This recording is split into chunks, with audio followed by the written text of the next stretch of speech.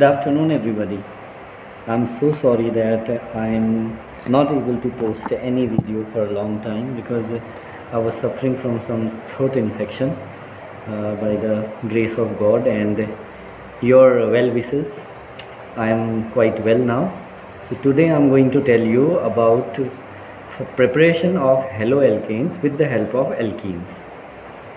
In that, first addition of hydrogen halides or halogen acid from alkene. We all of us know that alkene, there is a double bond between carbon and carbon, CnH2n, and when this alkene reacts with halo acid like HX, where X is FCl, I or Br, right? Fackelbry FCl, Bri. So haloalkane is formed. How? Let us see this example. CH2 double bond CH2. I took an example of ethene. Ethene, when react with halogen acid, it forms haloethane. Now first we'll see the reactivity. We need to keep this term in mind. Reactivity of halogen acid. HI is greater than HBr, is greater than HCl, is greater than HF. Now we are going to encounter the most important rule, that is called Markovnikov rule. To understand Markovnikov rule, first we need to understand symmetrical alkenes and unsymmetrical alkenes. What is the symmetrical alkene? This is very simple. Symmetrical alkene, when double bond is present between single carbon, symmetrical alkene. And in unsymmetrical alkene, double bond is present between one carbon or more than one carbon atom, like this CH and here CH2. In previous part you will see that double bond is present between C and C. So if we take symmetrical alkenes, the carbon atoms joined by double bond are equivalent and therefore only one addition product is formed. Like I took example of butene, but2ene. This but2ene is reacting with HBr and giving out 2-bromobutene. Here we are not going to use Markovnikov rule.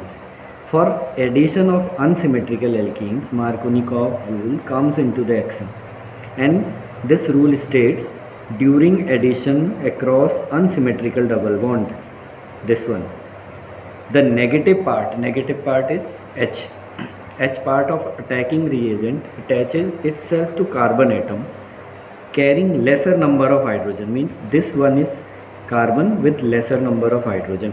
So this Br is attached with this C, while positive part goes to the carbon atom with more number of hydrogen, positive part. So we have two products here. One is the stable one, that is 90% 2-bromopropane, this one is stable, and one is 1-bromopropane, that is 10%. Next part, we'll see the next part. Now there is exception.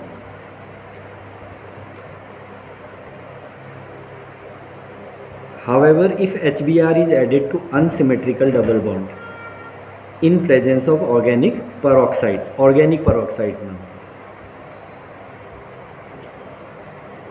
If we use organic peroxide like CH3CH double bond CH2 plus HBr, this is the example of propene reacting with HBr in presence of peroxide, 1-bromopropane is formed, but here Markovnikov rule is reverse, and that is called anti-Markovnikov rule.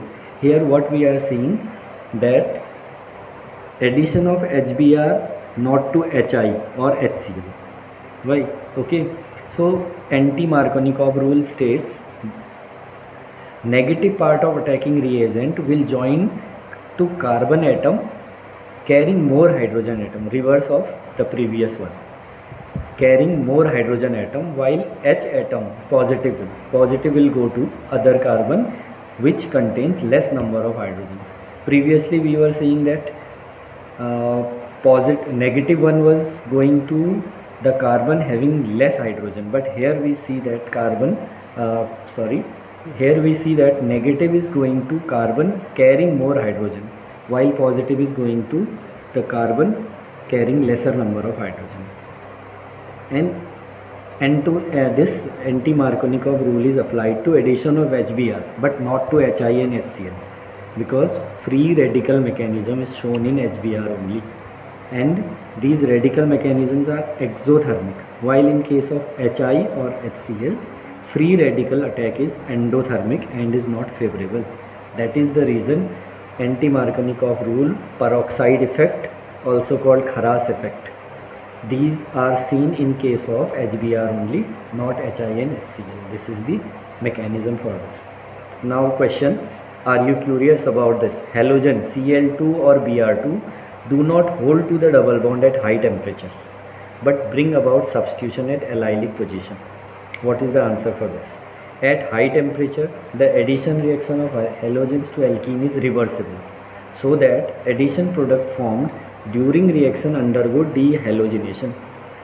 We can say the dehydration of this takes place, and this is more rapidly than it is formed. However, at high temperature, substitution reaction is irreversible and hence occurs to produce allylic substitution product by a free radical mechanism. We can see formation of haloalkanes by halogen exchange. This one is very important as far as preparation of iodoalkanes is taking place. Rx in presence of NaI, Rx plus NaI in presence of acetone and reflux. What is refluxing?